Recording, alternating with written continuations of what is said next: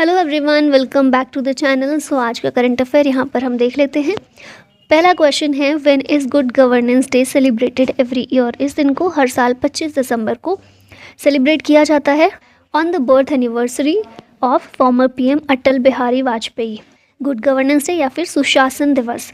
अटल बिहारी वाजपेयी हमारे पीएम रह चुके हैं 3 बार। पहली बार 1996 में बने थे 13 दिन के लिए, फिर उसके बाद 1998 और 99 के बीच में 13 महीनों के लिए, और फिर फुल फ्लेज्ड गवर्नमेंट इनकी बनी थी 5 साल के टर्म के लिए 1999 से 2004 तक के लिए। 2015 में इनको भारत रत्न से सम्मानित किया जा चुका है। ग्वालियर मध्य प्रदेश में इनका जन्म हुआ था। यहाँ पर क्योंकि प्राइम मिनिस्टर की बात हो रही है तो जो पॉलिटी से रिलेटेड पॉलिटी के कुछ फैक्ट देख लेते हैं पीएम से रिलेटेड। सबसे पहले पीएम की मिनिमम एज कितनी होनी चाहिए, तो कोई भी 25 साल या उससे ज़्यादा की उम्र का व्यक्ति पीएम बनने के लिए एलिजिबल होता है। पीएम गवर्नमेंट का हेड होता है और कंट्री का हेड, देश का हेड होता है प्रेसिडेंट। फिर बात करें प्रधानमंत्री की, तो ये लोकसभा या फिर राज्यसभा दोनों में से किसी का भी मेंबर हो सकता है। ठीक है, ज़रूरी नहीं है कि पीएम लोकसभा से हो, राज्यसभा का कोई मेंबर भी प्रधानमंत्री बन सकता है। आर्टिकल 75 कहता है कि prime minister shall be appointed by the president. Article 78 कहता है कि प्रधानमंत्री की ड्यूटी है कि वो प्रेसिडेंट को सारी इन्फॉर्मेशन प्रोवाइड करें कि क्या फ़ैसले लिए जा रहे हैं, क्या क्या काम हो रहा है, ये सारी इन्फॉर्मेशन प्रोवाइड करना प्रधानमंत्री की ड्यूटी है। नीति आयोग के चेयरमैन होते हैं प्रधानमंत्री, नेशनल इंटीग्रेशन काउंसिल के, इंटरस्टेट काउंसिल के, नेशनल वाटर रिसोर्सेज काउंसिल के और कुछ अदर बॉडीज़ के भी ये हेड होते हैं, चेयरमैन होते हैं प्राइम मिनिस्टर। और अभी तक oldest to take the oath as the PM of India ये रहे हैं मोरारजी देसाई। ठीक है, सबसे ज़्यादा उम्र के पीएम हमारे Morarji Desai. India's first AI city, artificial intelligence city will be built in which state. इसको बनाया जाएगा उत्तर प्रदेश में। ऑप्शन डी करेक्ट है। उत्तर प्रदेश में भी, लखनऊ में। ठीक है, और क्योंकि एआई की बात हो रही है तो ओपन एआई कंपनी है, चैट जीपीटी जिसने बनाया है, इसके सीईओ हैं सैम अल्टमैन, और सीईओ ऑफ द ईयर इस बार 2023 के लिए इन्हें ही चुना गया है। अब यहाँ पर फर्स्ट इन इंडिया देख लेते हैं। इंडिया का पहला विलेज एटलस गोवा, पहला drone common testing centre Tamil Nadu, पहला night street racing circuit Chennai में, पहला वैदिक थीम्ड पार्क नोएडा में, पहला सोलर मिशन आदित्य L1, पहला वाटर मेट्रो कोची केरला, पहला कंस्ट्रक्शन इनोवेशन हब केरला, पहला Atal incubation centre in fisheries Kerala, पहला moto GP racing event greater Noida, पहला women kabaddi league Dubai UAE में हुआ, इंडिया का पहला अंडरसी ट्विंस टनल मुंबई, पहला under water metro Hooghly river Kolkata और पहला international multi modal logistics park Jogighopa Assam में। Who was recently appointed the chairman of Bombay stock exchange. BSE के चेयरमैन के रूप में प्रमोद अग्रवाल को रिसेंटली अपॉइंट किया गया है। सेबी के द्वारा चेयरमैन को अपॉइंट किया जाता है BSE के। कोल इंडिया जो है ना, इसके ये फॉर्मर चीफ रह चुके हैं, अभी BSE के बन गए हैं ये हेड। SS मुंद्रा इनसे पहले थे, ऑप्शन डी में, जिनको आप देख रहे हैं।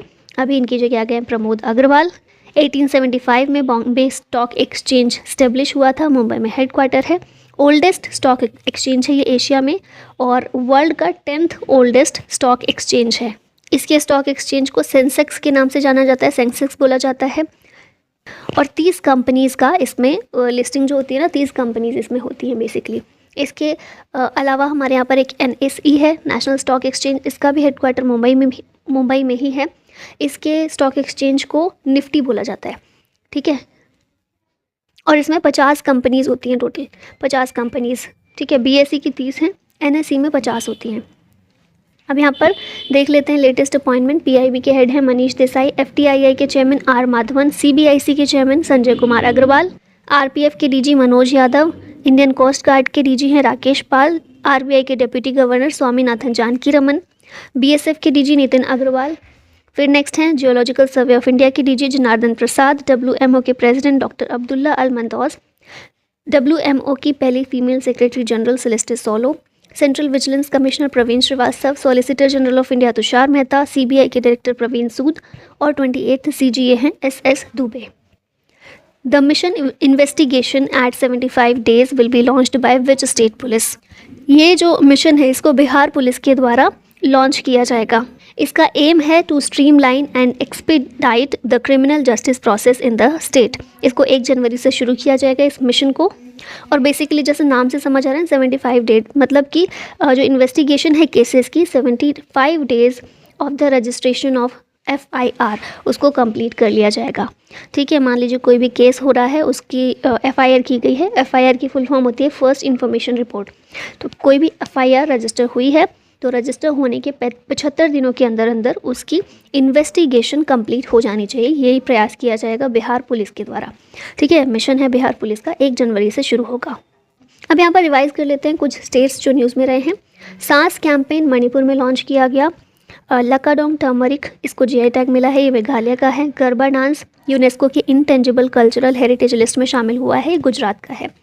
फिट एक्सपो इंडिया कोलकाता में हुआ। हेल्थ प्रोग्राम उत्तराखंड का है। संजीवनी प्रोजेक्ट हिमाचल प्रदेश का। प्रोजेक्ट नीलगिरी ताहर तमिलनाडु का। झारखंड पहला स्टेट है to take steps to ensure minimum wages for workers. India का पहला regional rapid transit system UP में लॉन्च हुआ। असम के CM के द्वारा श्रद्धांजलि को इनॉग्रेट किया गया। ये 2nd लॉन्गेस्ट फ्लाईओवर है असम का। उदयपुर राजस्थान बना है इंडिया का पहला वेटलैंड सिटी। हरियाणा गवर्नमेंट ने हुक्का बार को बैन कर दिया है। MP के ओमकारेश्वर में 108 फीट की आदि शंकराचार्य का स्टैचू अनवील किया गया है। और गोवा के CM के द्वारा गृह आधार स्कीम को लॉन्च किया गया है to empower Goan home makers. As per the India Skills Report 2024, which state is the most preferred state to work? ये है केरला। ठीक है, इंडिया स्किल्स रिपोर्ट इसको पब्लिश किया गया और इसमें बताया गया कि काम करने के लिए मोस्ट प्रेफर्ड स्टेट केरला रहा है। और केरला के 2 शहर हैं, कोची और तिरुवनंतपुरम। ये दोनों most preferred places to work रहे हैं।